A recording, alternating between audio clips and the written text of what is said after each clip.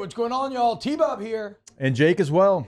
And you're about to watch a little OTB LSU.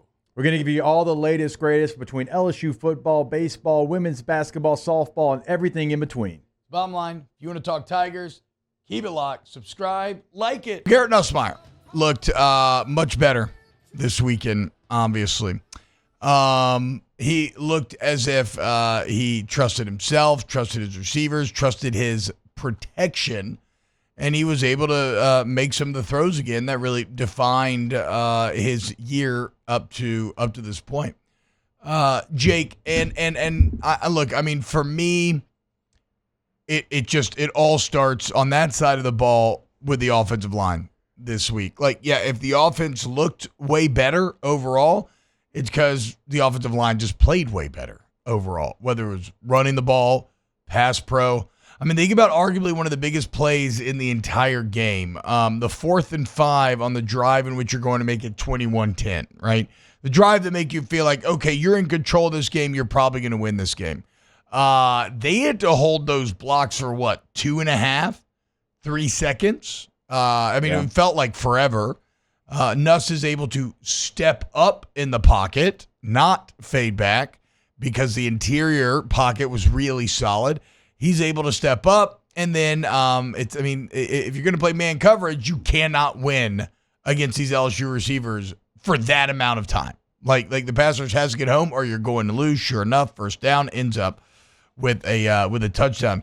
But I mean, in talking about the interior, I really want to highlight and give some credit to Paul Mabinga, because he's a young kid who was thrown into a very tough spot last week, or last couple of weeks, replacing somebody as experienced and good as Garrett, and it did not go well. In fact, it went really bad. But I'm a big believer in critiquing when criticism is due, praise when praise is due, and Mabinga was really solid this week. He was much better. I thought he had some real nice moments, run blocking. Pass blocking, he has some nice wins as well. And if nothing else, he plays very hard. He's always looking to come up with a big hit. So shout out to the entire offensive line. But for me, especially given what this last week had to be like for him, shout out to Paul Mabinga for finding a way to play just a much better game here on Saturday.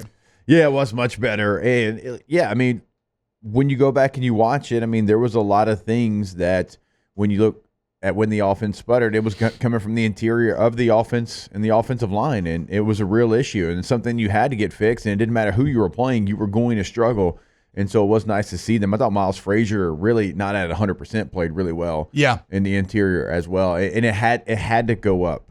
There's still some things from DJ Chester that I would like to see, but it doesn't matter how good you are at tackle if you can't stop anything from the interior. And certainly, immediate pressure was something that I think, to me, over the last 2 weeks, 3 weeks, really started to show itself. And it doesn't matter who's playing quarterback. When you get pressure that quick from that spot, it's going to be very difficult. So we saw Garrett Nussmeier try to do too much, but you understand why, right? He's trying to roll out all the way to his left. You can have pressure from the edges and find windows to get any kind of a throw off. You can't do it when it's interior. So it had to start there, and it did, and it was better. Can it go up? Absolutely, but it was better. I'm not saying it was perfect, but it was a disaster. Yeah. Last week, and of course it's not perfect. He's a young player that's going to have to continue to learn, get big. He still looks like youthful out there, and I don't mean in terms of in like physical body type. Yeah. You could tell that he's young. He's got a little bit of that like baby deer look to his body still. It's kind of the same thing with the tight end group as well. Oh yeah, for sure. Like, that's a group that you have outside of Mason Taylor, and we'll get into the conversation probably, and maybe it starts today, but I know over the next couple of weeks of who you've got to make sure comes back and doesn't test the NFL waters. Mason Taylor is as important as almost anybody. Yeah. Because behind him right now, you've got a lot of growing up to do. Yeah. Certainly, like Trey'Dez Green, you've kind of moved him a little bit to receiver. You got to go get some Y-ass tight ends. Mm-hmm. Not Fs. You don't need any Fs. You need some Ys. Kamorian Pimpton's somebody that he's a giant, but he is blocking you can tell it's drawn up on the card, do this, and he's doing that. Yeah. And the instinct right now is not there. Again, very young player, first time he's really playing, and maybe that, later in his career he develops that. But right now, like, he's your blocking tight end because of everything you have to get Mason to do, and because Trey'Dez Green's out there playing kind of a receiver role. He's not even really an F. I mean, he's playing a true receiver. I do like Trey'Dez in that spot too, though. Yeah, for what it's worth. No, but he's not tight end anymore. No, he's not. No. So, like, Pimpton's somebody that, if you think he can do it, that's great. But it's got to continue to develop. And look, we've all been young players. I mean, when I say he's reading the card, I've done that. Hey, you're supposed to kick this guy out. Well, you go there and you kind of do it. It looks robotic a little bit. I think that's a position that they've got to continue to develop, and it just kind of heightens what Mason Taylor means to this team as well. Defensively, I thought that it was really, really solid football overall. Like, the defense did a great job of discipline, gap integrity, everybody playing the correct assignment, good assignment football, trusting your teammates that if you do your job, it will get spilled to the other guy who is doing their job.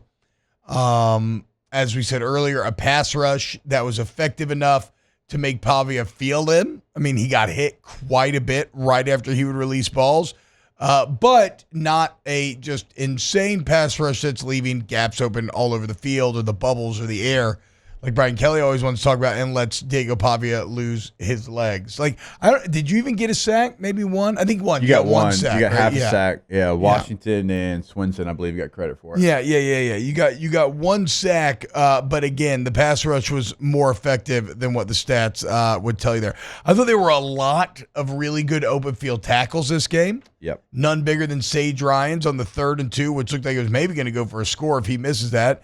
And the 3rd and 2 that sets up a 4th and 2, which they don't get, and then you end up going the next drive and scoring. So it really kicks off a nice chain of events there. And I thought kind of the perfect example, Jake, to me, of the defense playing good assignment football was that shovel pass. They went for like 2 yards, because that's a play that Alabama couldn't stop. No, they diced up Alabama. They diced up a lot of teams with that shovel pass this year, but everybody perfectly played their assignment, and it went for nothing. That play is something that not only Vanderbilt, but a lot of teams are using, but certainly Stowers, a very, very good tight end, runs that play really, really well, and they had not shown it before. You